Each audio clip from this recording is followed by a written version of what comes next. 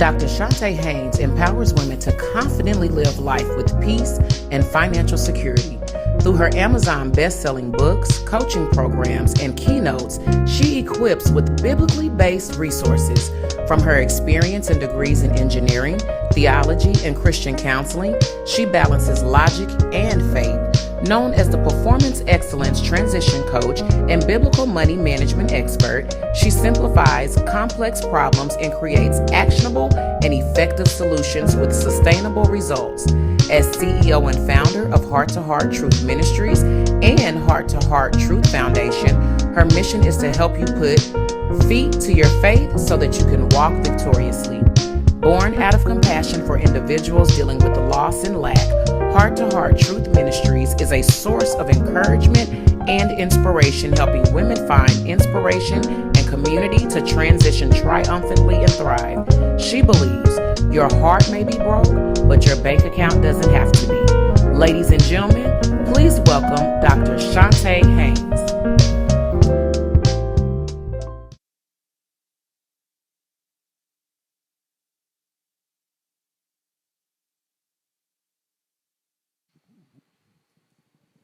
Can you guys hear me? All right. Again, I said sometimes when you hear an introduction, you wonder if that's you, especially if they go through credentials. You're like, did I do all of that? I'm not that old.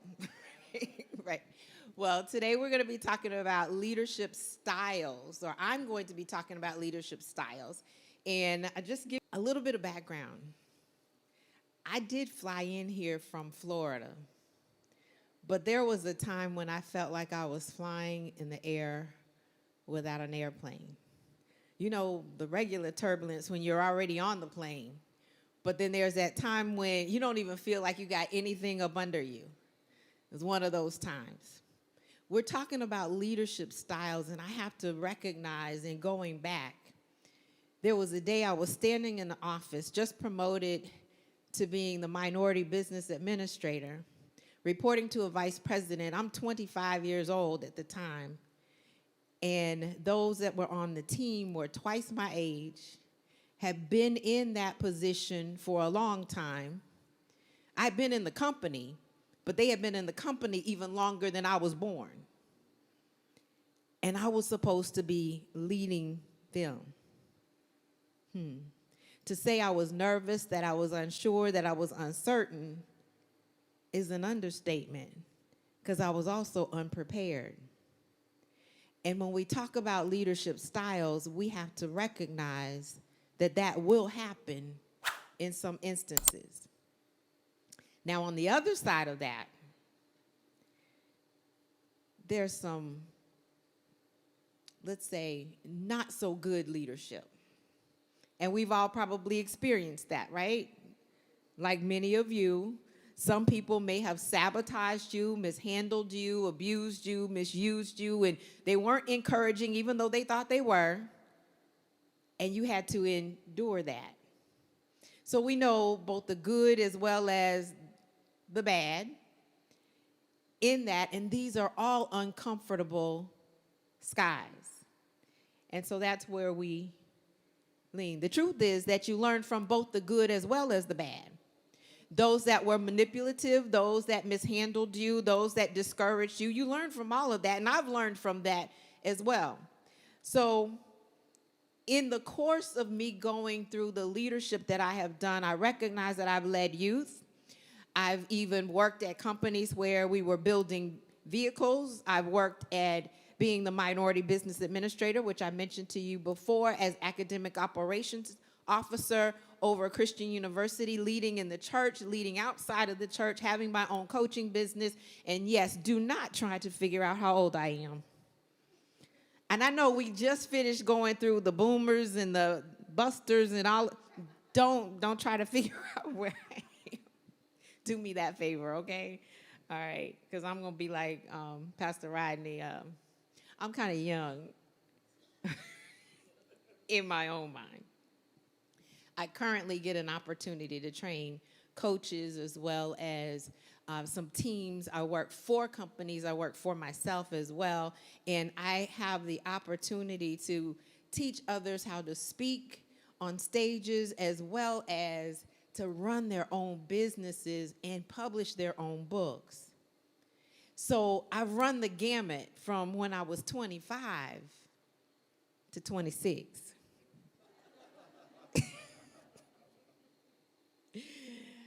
So, and I do say I empower women, and I specifically say women. I do empower others as well, but particularly my heart is for women, empowering them, whether they're bouncing back after a devastating loss or they're birthing a brand business or best-selling book, something new for us to transition. And leadership is a part of all of that. How do you lead? All right. I will say the biggest role, though, that I've had is to be a mother of three girls at that. And, you know, they have their drama and everything else. My middle daughter did pass away at the age of 10, but I do recognize how important it is to influence others. I also say that I'm an in-the-stands football coach. Now, that's not leadership, but we're going to talk about that a little bit later, too. You guys have to know. Okay, so to that end, the teacher in me has to give some playground rules, right?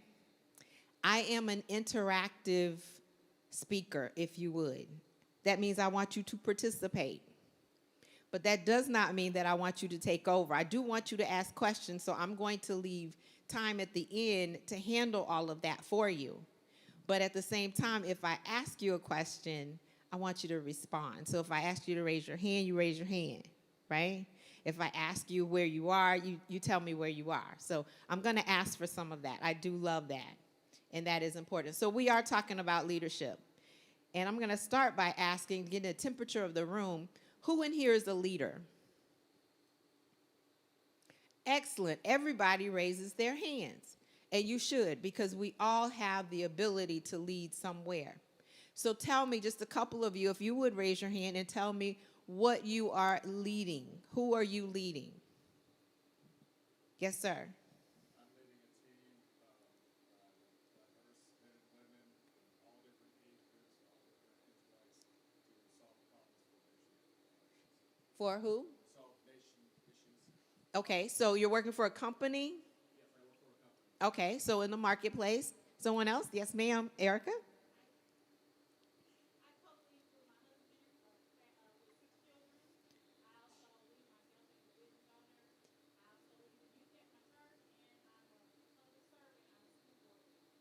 All right. Now, see, she took everything and put it all into one, because I was going to tell you that. If you are a parent, you're leading your children. If you are working in a company and you're supervising or managing, you should be leading the team that you're over. Well, if you have your own business, you are an entrepreneur, you are leading not only yourself, but you're leading anyone else who is also on your team. So we all lead in some way, shape, or form. But that begs the question, what is leadership?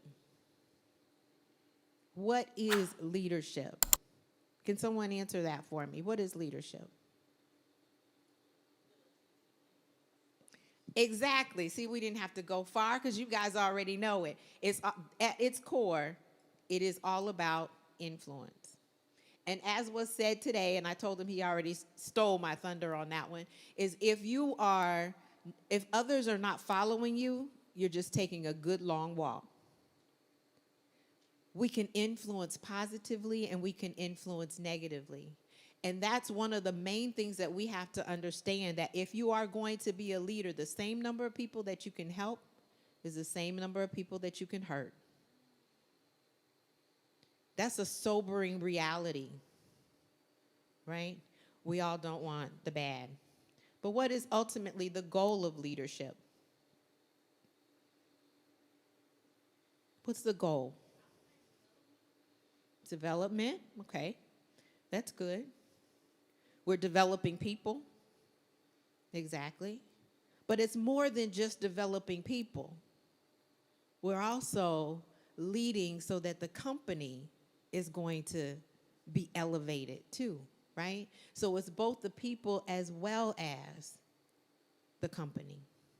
And That's where sometimes we get it wrong. And we're going to talk about that, those leadership styles.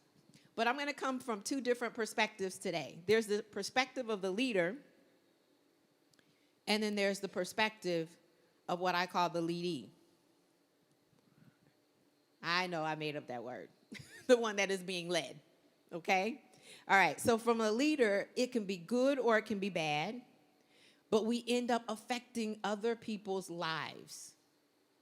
That's the important thing that we have to recognize. If I have no influence, again, I'm just taking a good long walk. From my perspective, if I am broke, busted, and disgusted, how can I lead you financially? And I always tell those who come to me for finances, if they are broke, busted, and disgusted, don't follow them. Check their bank account first. Because you can't tell me where I need to go if you haven't gone there. You haven't proven it, right? We talk about that. I did teach stewardship before, and in teaching stewardship, and this is in a ministry situation, and you mentioned that as well earlier, that we have sometimes taken our positions and mishandled people. And now you hear so much about church hurt, when if we have been good leaders, understanding the people, feeling what the people were feeling, not overusing and over abusing, they would not be in the positions and running away from us like they are today.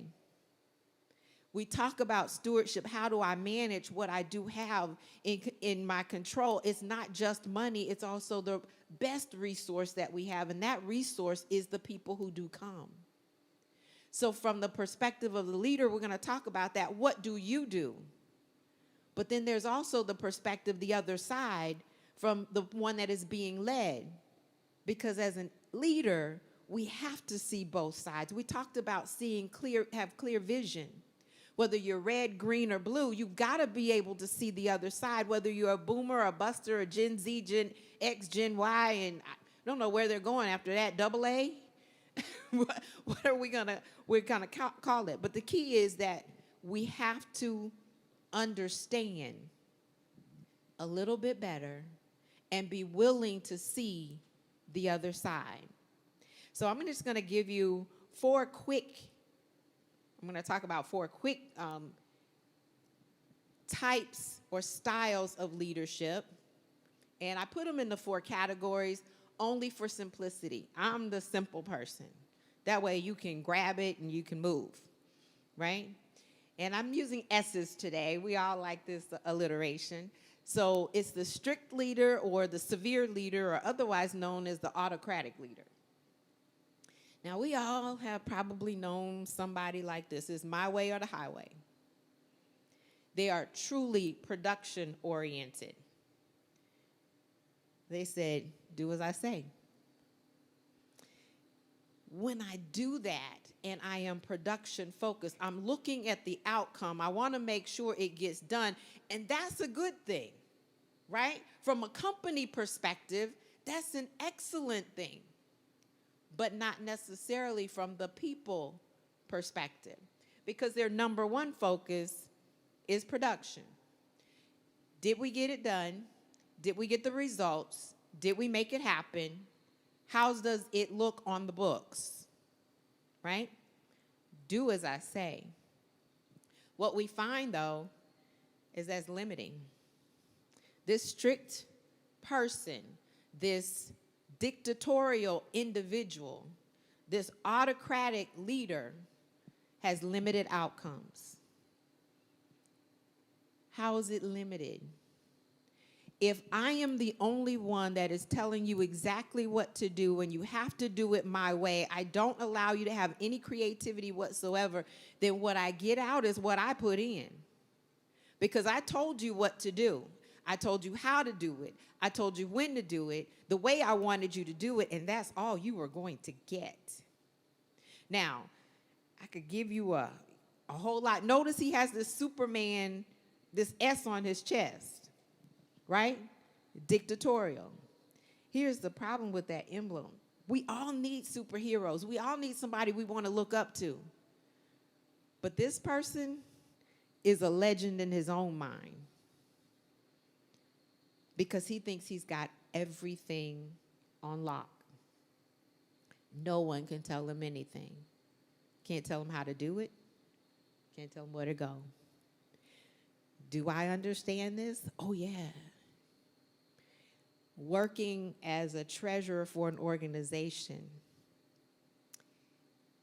I understand finances, I understand money, and we had strict responsibilities or things that had to be done, turned in a certain time.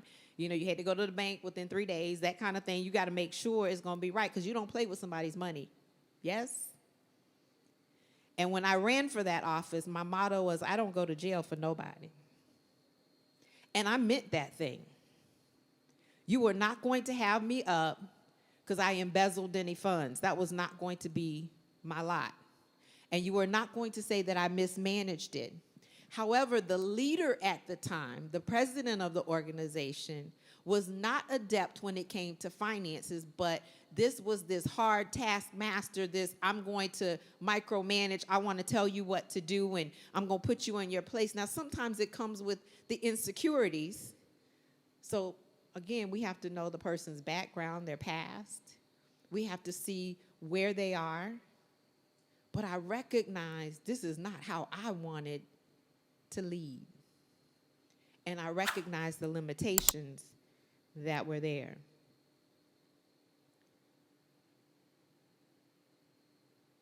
All right, let's see if it's switching on me. Nope, it came back. Oh, I think I went the wrong way.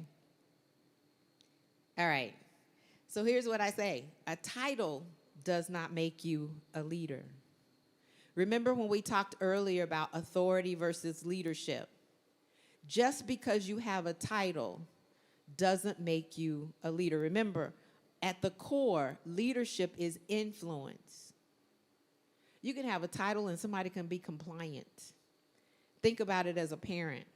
You tell little Johnny, go clean up your room.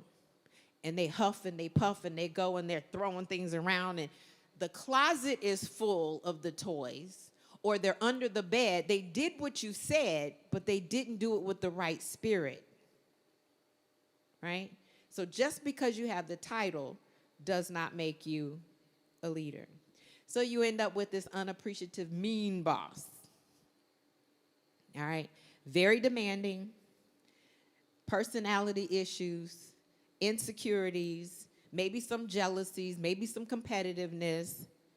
When you don't know a specific area, a good leader is going to find someone who does know more in that area and give them room to lead, to do what they need to do. That's what a good leader is going to do. So that just kind of goes against what this unappreciative boss is doing. The second one is a supermarket or transactional leader. They still get the results. They're still production focused, but I say they are also people considered. They're going to consider the person. Typically, we call this person a taskmaster. Why are they a taskmaster? Because they're going to give you a to-do list on top of a to-do list. And if it didn't get done tomorrow, it's going to be there. But they're going to have this long list for you to get done. They're going to consider you because if you say, well, you know what? It's a lot on my plate. Yeah, you're right. Okay, let's move it till tomorrow for you for that. But I still need these things done today. Right? So they are going to consider, usually this person, though, is one that is going to use or abuse those that are responsible. Why? Because the responsible person is going to get it done. Right? So if I give it to them, I can make sure the production is going to come out. But I will tell you, in some instances, this is still not the very best. Why? If you don't have a enable, like that strict person that says, okay, David, I took care of your man, but I'm not going to give you anything, and you're not asking me for much. You don't have that mean girl, that unappreciative boss. But in this case, you have a Pharaoh. I understand the value you bring to me.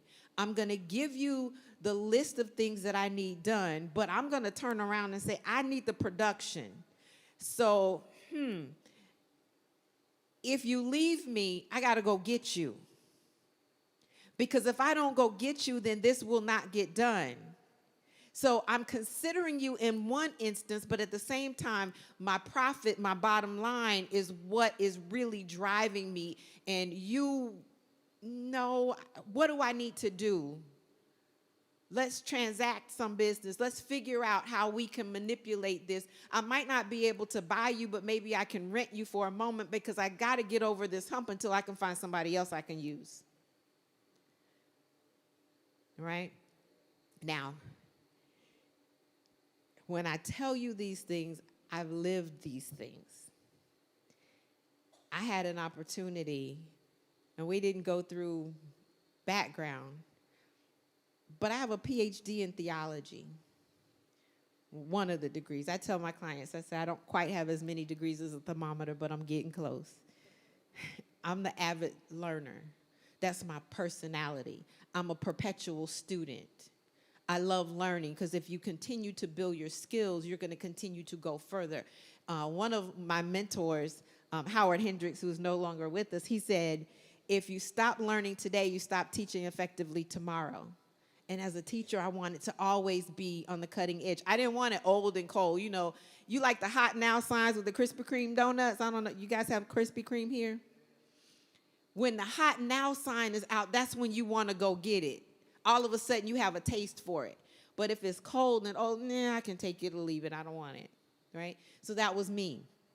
Well, as I was going to get my PhD, and you had to work your way up through it, bachelor's, master's, and PhD in theology, I had met all the requirements. But my boss at the time, my pastor at the time, happened to be sitting on the board as the academic dean for this other university. And in his mind as the leader, he wanted me to learn more. So in his mind, he told the president of the university, don't give her that degree because I want her to take more classes. How do you think that made me feel?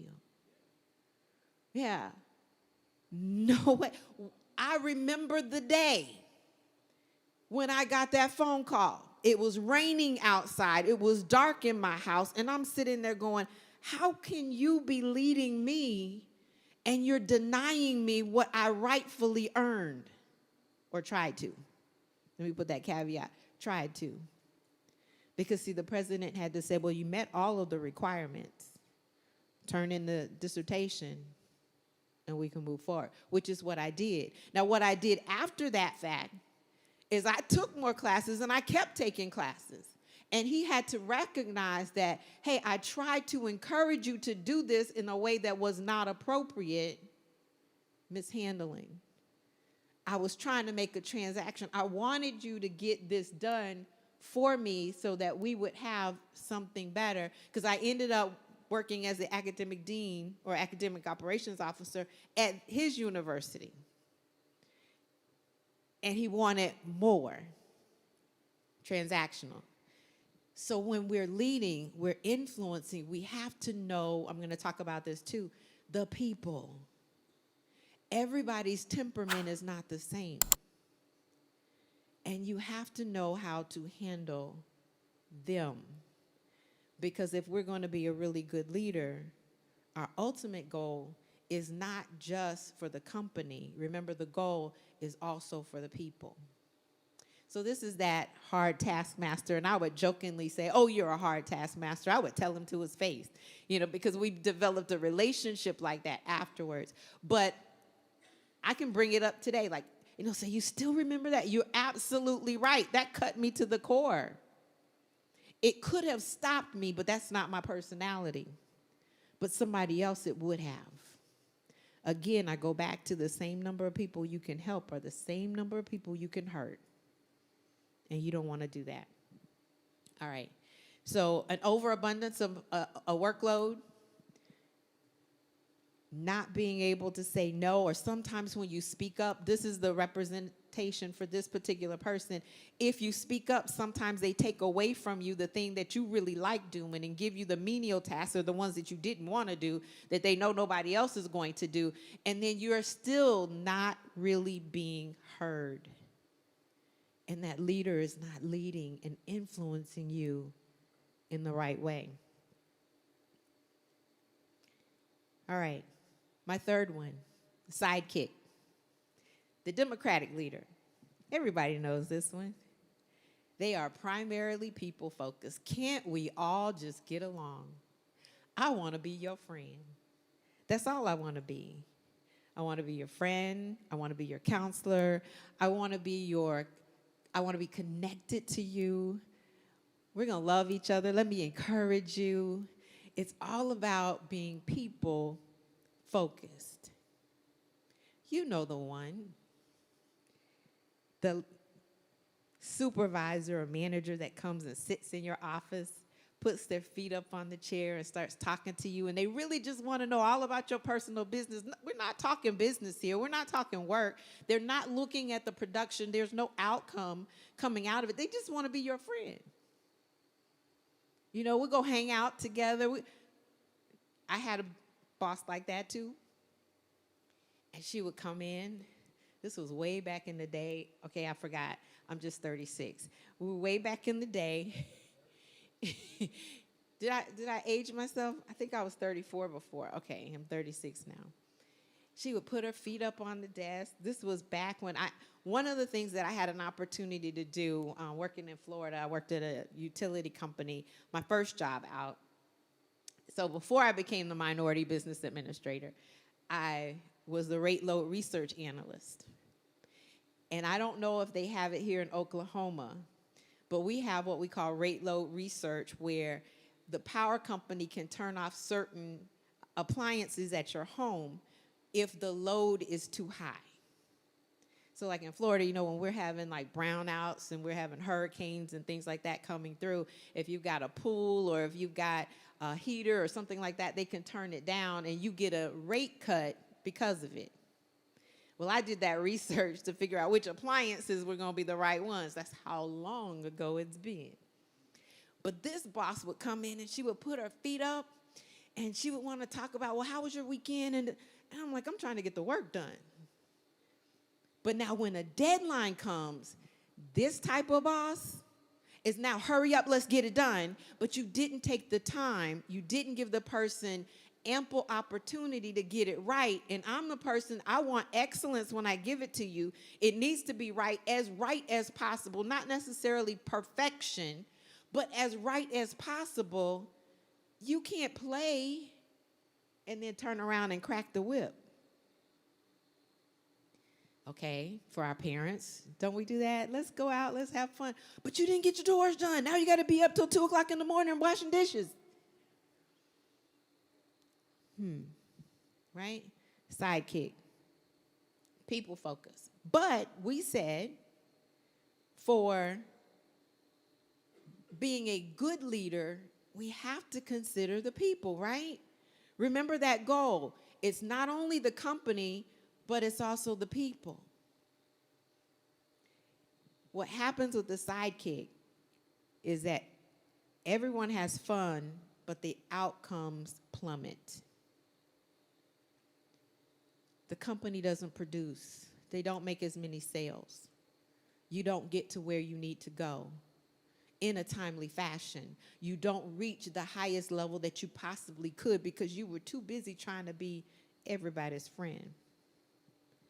Connecting alone does not make you a leader. It's important, but it does not make you a leader.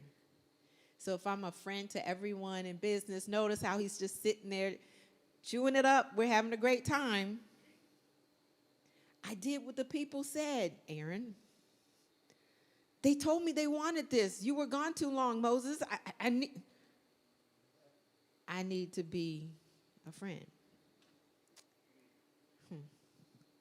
But where we really want to go is to be this last S, which is the servant leader or the transformational leader. Now, let me ask you, what is similar between a servant leader and the sidekick? It's the care, it's the people focus, it's the relationship, right? What's similar between the strict leader or the supermarket leader and this servant leader is that they're company focused, production focused, results oriented. So it's the best of both worlds. Jesus, I can handle the people. I know how to speak to them where they are, whether they're red, green, or blue. I know how to speak to them and make sure that they're going to come on board, but I'm going to get results too because I'm about my Father's business. Didn't you know? They're passionate. Yeah, that's that red. They're passionate. They're also inspirational. They're going to encourage you and inspire you to be the best version of you at the same time that they're doing the same thing for the company. They're going to be influential because, see, they're not just taking a good long walk. They're having you follow them. And why are you following them? Because they inspired you. Why are you following them? Because they're passionate about what they're doing, but they're trying to make sure that you are taken care of along the way. They're not leaving you out. They get an opportunity to coach you and say, well, yeah, you did great here, but let me ask you another question. Can I open a door that you never did open? And now that we've unlocked that and you start doing some self-reflection, you are going to come back better than you were before. They're also going to be the one that's going to guide you. Because they're not trying to be the hero, they're trying to let you be that hero in your world. Right? Why would you get out of the boat and walk on water? Because he said, come. He gave me the hope that it was right there in front of me and it was available, and a good leader is going to do that. So when we talk about these 4 styles, we want to be that servant leader. So let me tell you a little bit about this one. Teamwork does make the dream work. You can't do it by yourself, right? Because we have to go against the grain of that strict leader, do it my way or the highway. You can't just do that. As program engineer for a small car, J car we used to call it back in 2000, I had the opportunity to work not only with the designers of the vehicle, but the manufacturing plant had to work in tandem with it, and engineering as well. Now, I didn't say that a few years before when I was out on the plant floor, that the plant manager would come to me because I said, no, we got a warranty problem, and I know you don't want to have a recall, but hello, ABS is going to fail for some of these cars. I got a problem. I'm looking out for the people that are driving the car, but I'm also looking out for the company now. The company doesn't want the recall. But I was respected because I said, no, there's a problem here. Do we need to bring in some people to refit this before they go out the door? Let's do it that way. The best of both worlds. So when I get to being the program engineer for this 2000 J car, the engineering department, my previous supervisor says, well, you remember that problem with the warranty? We're fixing it. Oh, but I thought we didn't have a problem. Right? Because some people want to cover it and put it up under the rug. Well, it doesn't happen that way. So you as a leader, if you're going to influence, your character counts and your capability counts. All right? So teamwork does make the dream work, but they got to know that they're on your team. So when you get the best outcomes for both the people and the company, just as in that situation, that's a servant leader. When others follow you and you're not just taking a good long walk, they turn around and they say, I'm going to come to you because I don't think my grades are right here. Where should I go? What should be my next class? What do you see as a vision for me? Because I'm thinking that you understand my gift set, and I want you to lead and guide me. Can you coach me here? They're following you. That's a servant leader. People don't want to know how much you know until they know how much you care. That's another one that I picked up in my company, Heart to Heart Truth Ministries. I said, people don't want to learn head-to-head knowledge. True change is not going to come head-to-head. It's going to come heart to heart. When you know how much I care about you, that I really want to see you move forward and be the best version of you, then you're willing to hear what I have to say. That's a servant leader, because I'm looking out not only for the company, but I'm looking out for you as the individual. Okay? And then the last one, you don't go as far as your dream. You go as far as your team. Okay? For a time, you have to do it by yourself. Only for a season.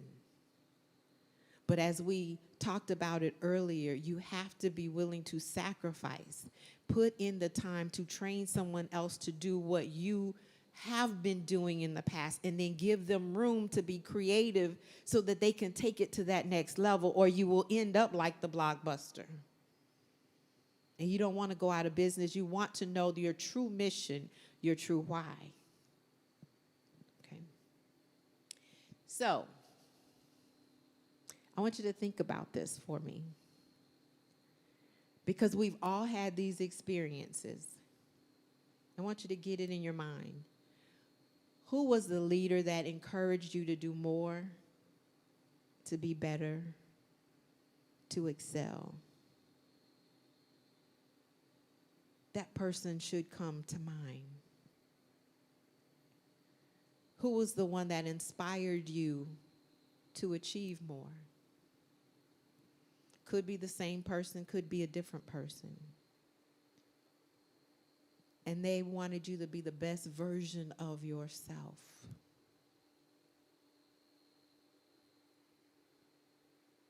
Who supported you and promoted you? Who referred you to a higher position and who also modeled excellence for you? That's a great leader. That's someone you want to emulate. That's someone you're willing to follow. And some of those traits that they gave to you, or they showed you, they modeled for you, are the same ones that I'm encouraging you to model for someone else. So those are the 4 styles, but that was not all of my responsibility today, or the way I saw my responsibility today. Because see, this person is going to call on you and ask you to participate. They're going to say, your opinion matters. I need to hear what you have to say. So even if we have a bucket in the back that you can put your suggestions in, and I'm going to pay attention to it, that helps. I need to hear. I need my finger on the pulse of the congregation, or the finger on the pulse of the company. I need to find out where you are. I get an opportunity to be a coaching manager for other coaches, and they came to me and they said, well, we don't like the way this is being done right now. We don't think we're being paid enough for what we're putting in. And I happen to have the ear of the president of the company, and I said, look, I'm going to escalate this. I'm going to take it up because they have a valid point. And I'm so glad that he was a servant leader to turn around and say, let's make some changes then. And they turned around and called me and said, thank you, because I felt like I was heard. You get an opportunity to be that person. Even if you're in between, it doesn't matter. They see you because you see them. He also say, we're in this together. If you're going to be a great leader, they have to feel like you're in it with them. You're not standing over here on the side going, okay, I'm just watching because, I got my pay. You might not have yours. No, we're in this together. Because when you do a good job, we do a good job, we all elevate. Now, are there some good things of that? Because, yeah, you see both sides. But I'm going to talk about 5 traits of a great leader, great servant leader. And this is where I really want you to lean in. And I minimized it to 5, again, so that we can handle it for simplicity, right? But I want you to think about these or figure out what you need to work on, all right? The first one is relational intelligence. It's my connection to people. Can I see both sides? How do I relate to you? How do you perceive that relationship? I'm not going to just be your friend, but you also should know that my goal is for you to be better than where you are today. But I'm willing to take a no that you don't want to grow if you are satisfied with being mediocre or average or right where you are. But when you're ready, you know you can come to me, right? I just lost my mother the end of January. She was my biggest supporter, and I miss her dearly. But I had to think about that. She was my greatest supporter. Read every one of the books that I wrote. She was my editor. I'm going to miss that. But then the question is going to come, who do you have in your circle now that can do the same thing? Who are you being that person for? And not just your children. Because you should. I'm just going to make that assumption that you are for your children. And I know that's not a great assumption in many cases, but it should be. So if it's not, okay, let's go ahead and check that one off. You're going to be the biggest supporter for them. 2 questions. How are you relating to them, the people that you're leading, on a scale of 1 to 10? How are you relating to them? How do you see yourself in relating to them, your relational intelligence with them? And then secondly, how do they see you if they had to give you that same rating? Right? Relational intelligence. Are you encouraging participation? Are you motivating them to achieve? The second one, communication. How are you communicating with others? Are you paying attention to where they are? Are you identifying what generation they're in? And in that generation, are you speaking their language? Because messaging is important.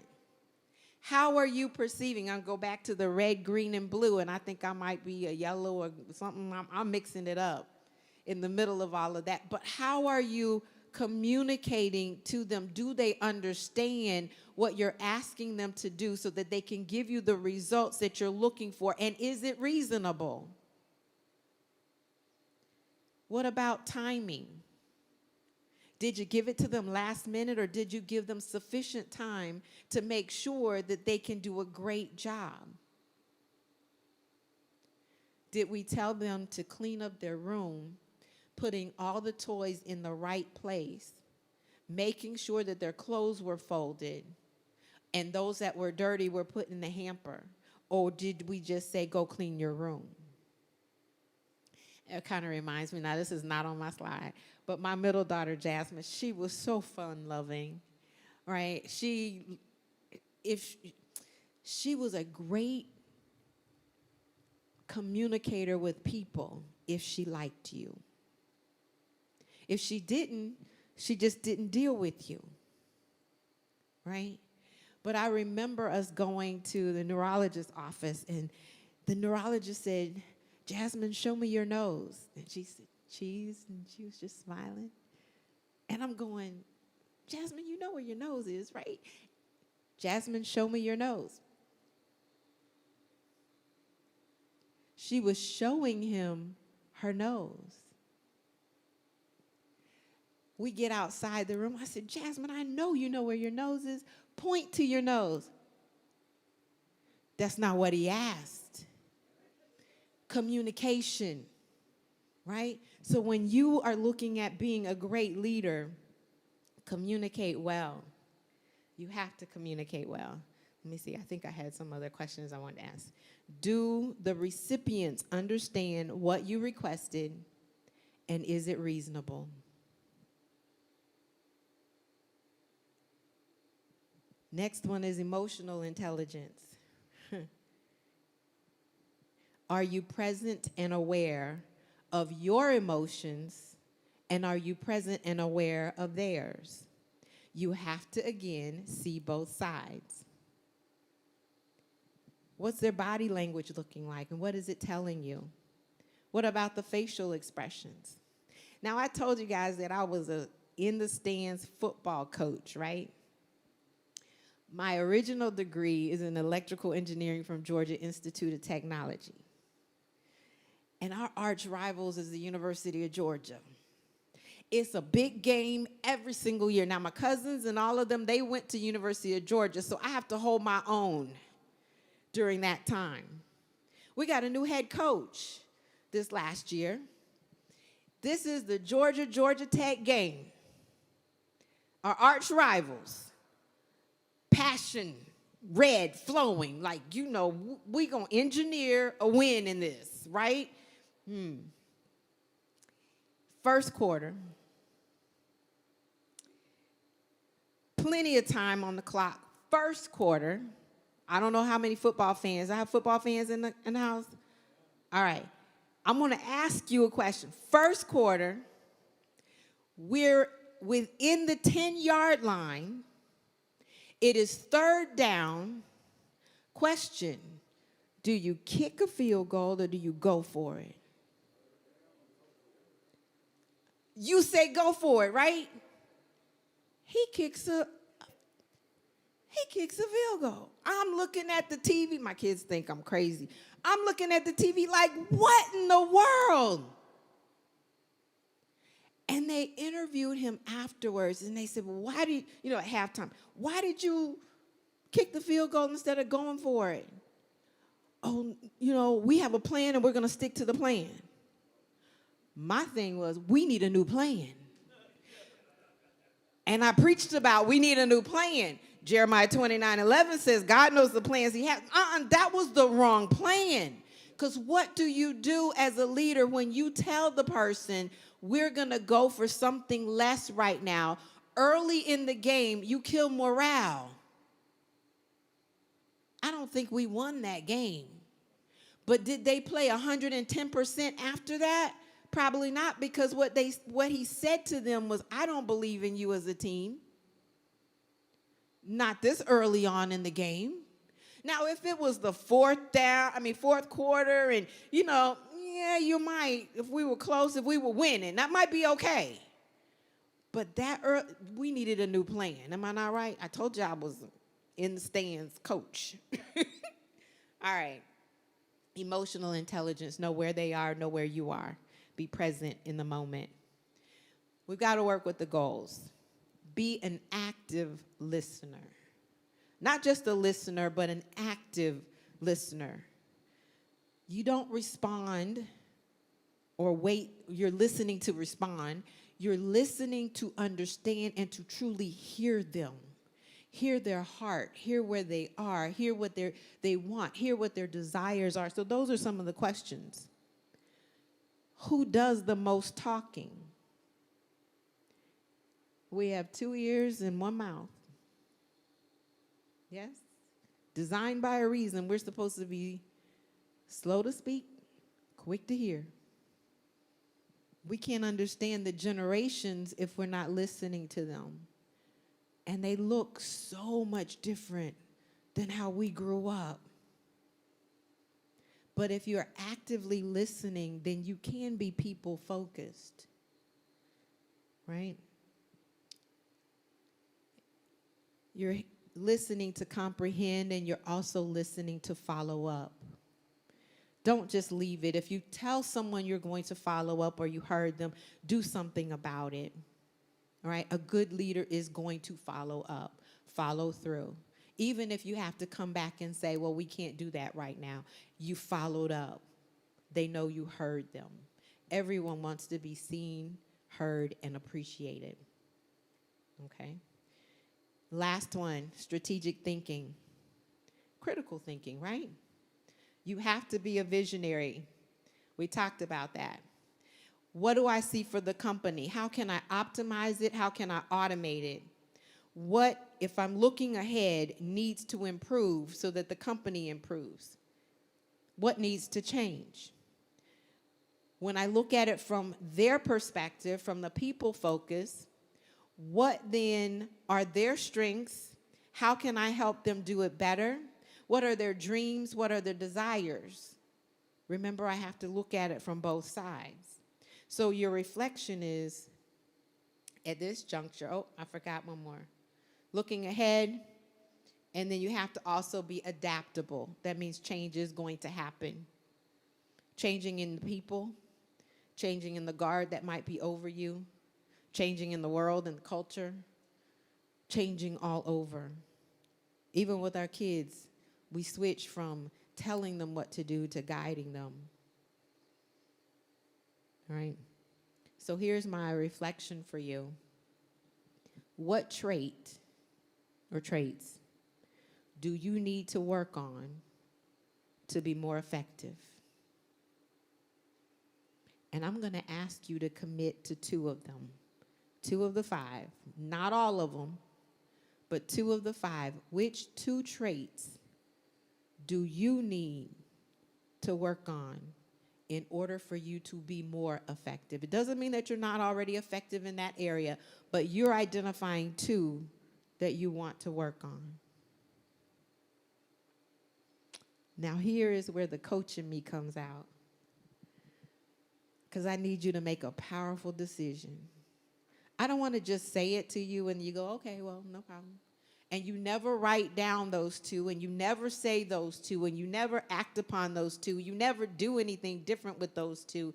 Right now, you see it, proceed you doing it, and it coming to fruition. So I'm going to need a couple volunteers to raise your hand and tell me which 2 traits you are going to work on. Yes, ma'am. Okay.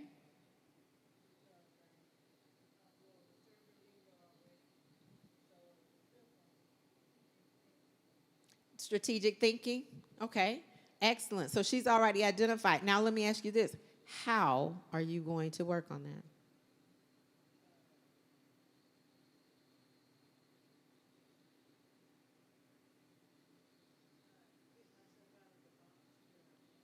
Okay. And consider looking at both sides then? Okay. From a different perspective. Love it. Can I get another volunteer? Yes, ma'am. Active listening. Now, that's a hard one sometimes because you're so willing. Oh, yeah, but I got the answer already. And if you just shut up for a moment. No, active listening. I absolutely love it. I think we all could use the active listening a little bit more. That curiosity in seeing what does this other person think will help you, not only for you to go further, but for them too as well. All right? Anybody else just got a burning desire that you want to just tell me which 2 traits you're going to work on? Because everybody right now just told me 1, but that's okay. Yes, ma'am. Erica.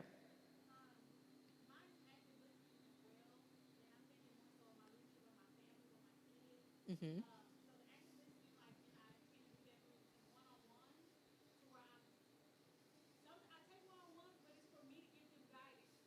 Mm-hmm. Okay.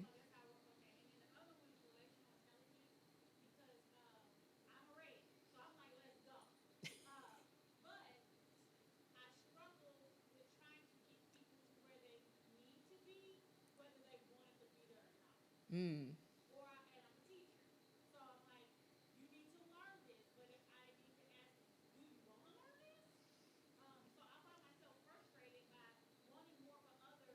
Than they want for themselves. Right. I love that. Now, how are you going to implement that?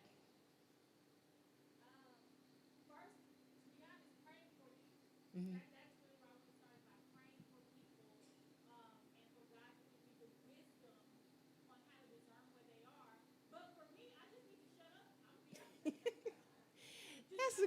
Thank you. Sometimes we need to just lock it up, right? Or I will say in active listening, another suggestion would be ask better questions and continue asking them questions to get to the root. You can get to a why. Well, why are you doing that? Well, who told you that? How is that going to benefit you? That's active listening. Remember? All right. So for me, that's what I wanted you to get out of this, and I pray that you did get something out of this. So today, one of the things that I do in many instances is I have an opportunity to work with others one-on-one. And I'm not saying everybody in this audience is going to be that person. But if that is you and you want to do a vision breakthrough strategy session with me, it's a 45-minute session where I get an opportunity to give you a blueprint so that you can be a better leader. That means that you are going to not only improve, but you're going to have those ideas of where you're going to go, what you need to do differently so that you can be a better version of you, and you can also lead others to be that better version of you. All right?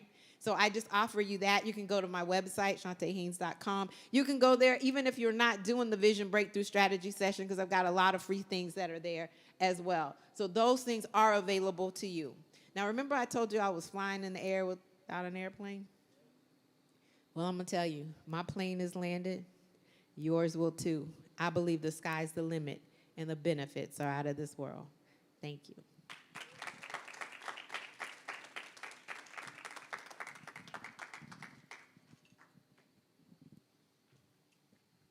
Let's give it up for Dr. Chonta Haynes one more time. Does anybody feel challenged?